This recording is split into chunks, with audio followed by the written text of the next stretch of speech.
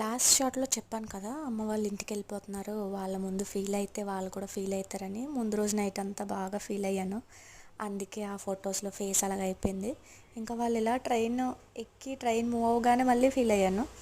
ఆ తర్వాత ఇంకా ఒక 4 days అలా మేము ఉన్నాక మా చెల్లి వచ్చింది. ఇయర్ ఎండ్ లీవ్స్ వేస్ట్ అవుతాయని చెప్పి మౌనిక అయితే అవి యూజ్ చేసుకుందామని నా దగ్గరికి రావాలని డిసైడ్ అయ్యింది. ఇంటికైతే ఇంకా బాగా దూరం కదా, సో వచ్చింది. ఒకరోజు ఈవినింగ్ అయితే బయటకు వెళ్దామని డిసైడ్ అయ్యాం. మేము మాల్కి అయితే వచ్చాం. పర్టికులర్గా కొందామని అయితే ఏమి లేదు, కానీ ఏమైనా నచ్చితే తీసుకుందాం అన్నట్టు చూస్తున్నాం అనమాట. ఇక్కడ చూపిస్తున్నాను, బాగుందా, సూట్ అయిందా అని చెప్పి. కొన్ని బాగున్నాయి అంటున్నారు, కొన్ని బాగాలేదు అంటున్నారు. సరేలే, మరీ అంత ఎమర్జెన్సీ కాదు కదా, నేనైతే ఏమీ పెద్దగా తీసుకోలేదు.